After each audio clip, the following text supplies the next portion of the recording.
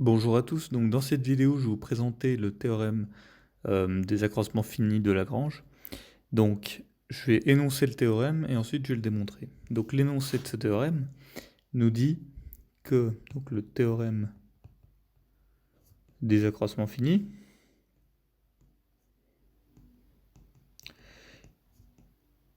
il nous dit la chose suivante. Si on prend une fonction f définie sur un intervalle fermé à valeur réelle et que f est dérivable sur l'ouverture de AB et que f est aussi continu sur intervalle fermé, alors il existe C dans cet intervalle ouvert tel que la pente entre A et B, donc f de B moins f de A sur B moins A, est égale à la dérivée en ce point C. Donc l'interprétation de ce théorème, c'est qu'on prend une fonction continue et dérivable quelconque entre deux points A et par exemple celui-là B. Voilà. Et qu'on prend n'importe quelle fonction comme ça, par exemple, alors il doit exister un C tel que cette pente-là,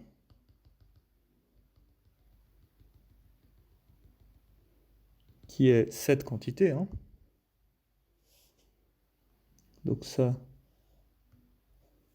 c'est cette quantité, doit être égale en un point à la dérivée de f. Donc, où est-ce qu'on a une dérivée qui est égale à cette pente? Donc, où est-ce que la pente où est-ce que la dérivée est égale à cette pente en bleu? Donc, par exemple, on a ici une tangente qui a une pente égale à celle en bleu, et on a aussi ici une tangente. Donc on a ici un point C1 et ici un point C2 tel que f' de C1 égale f' de C2 égale f de B moins f de A sur B moins A. Voilà. Donc en fait, le théorème nous dit qu'il existe un C. Il ne nous dit pas si ce C est unique. Donc là, par exemple, on a deux C tels que ce théorème est vérifié. Donc maintenant, je vais passer à la démonstration de ce théorème. Et la démonstration va se baser sur le théorème de Rolle, qui est une version beaucoup moins forte de ce théorème. Donc, je vais déjà dire énoncer le théorème de Rolle qu'on va utiliser. Donc le théorème de Rolle, il nous dit à peu près la même chose que le théorème des accroissements finis, sauf que il est plus spécifique. Donc, sous les mêmes hypothèses, donc f doit être de AB dans R, f continue sur AB, f dérivable sur l'ouverture AB, et une condition supplémentaire, f de A égale f de B. Alors, sous ces conditions, il existe C dans l'intervalle ouvert tel que f' de C égale à 0. Donc c'est le cas en fait où on a justement notre fonction. Cette fois-ci, les deux points A et B ont la même image.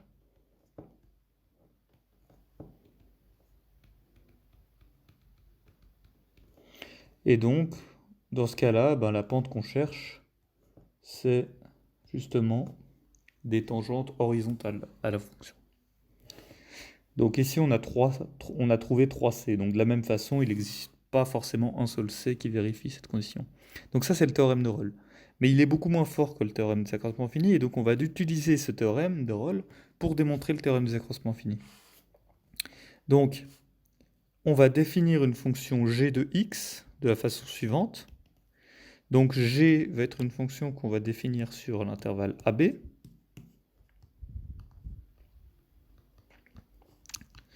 Et on va la définir explicitement de la façon suivante.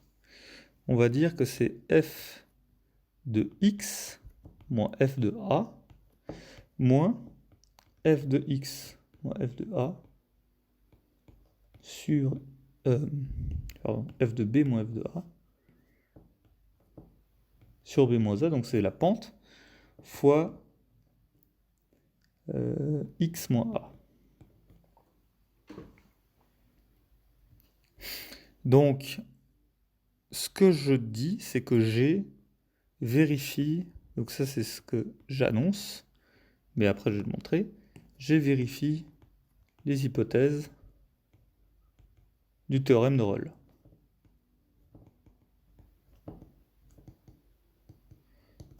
En effet, G est de AB dans R, hein, elle est bien définie pour tout X dans AB. Donc G est bien de AB dans R, ça c'est bon. Ensuite, G est continu sur l'intervalle fermé AB. Pourquoi? Parce que c'est où qu'on a X? C'est ici et c'est ici. Ici, évidemment, ce terme-là est continu, puisque c'est tout simplement une fonction constante fois, enfin la fonction identité fois des constantes, donc forcément la fonction est continue. Ici, on a une constante, donc forcément continue. Et ici, on a f de x, et f est continu, par hypothèse. Donc, puisque f est continu par hypothèse.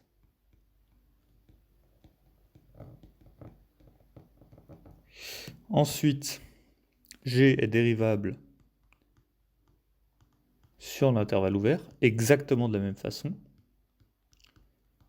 puisque f est dérivable sur l'intervalle ouvert, et que toutes les fonctions constantes et tous les polynômes x moins a sont bien évidemment dérivables, et le produit, la composition, la division de toute fonction dérivable est aussi dérivable. Donc, puisque f est dérivable, voilà. Et donc, il manque à me vérifier g de a égale g de b. Donc, est-ce que g de a égale g de b? Donc, g de a, c'est quoi? C'est f de a moins f de a. On remplace tout simplement x par a. Ici, on a a moins a qui fera 0. Ici, on a f de a moins f de a. Donc, on a bien que g de a égale, donc moins 3 petits points, égale à 0.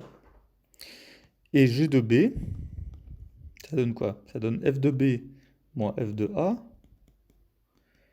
moins, donc ça je réécris juste la fonction, fois x moins a, donc là, b moins a.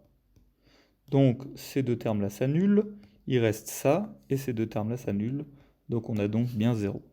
Donc on a bien g de a égale g de b égale à 0. Donc on a vérifié les 4 conditions du théorème de Rolle. Donc le théorème de Rolle nous dit qu'il existe C dans l'intervalle AB tel que G' de C égale à 0. Mais G' de C, qu'est-ce que c'est? Donc rappelons-nous que G est défini comme ça. Donc G' de C, c'est la dérivée de cette fonction. Donc si on dérive ça, ici ça va être une constante. Ici, le terme en moins a va disparaître, il va rester f de b moins f de a sur b moins a. Donc on va avoir f' évalué en c, donc c'est juste ce terme. Ensuite, f de a va disparaître, il va rester ce terme, f de b moins f de a sur b moins a fois x, qu'on va dériver, donc il va rester juste f de b moins f de a sur b moins a.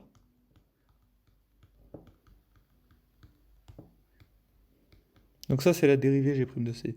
Et ici, on a g' de c égale 0. Donc ceci égale 0. Donc, f' de c est égal à f de b moins f de a sur b moins a. On a démontré le théorème des accroissements finis. Donc, j'espère que cette vidéo vous a plu. Si jamais vous avez des questions, n'hésitez pas à les poser dans l'espace commentaire. Et on se retrouve pour une prochaine vidéo.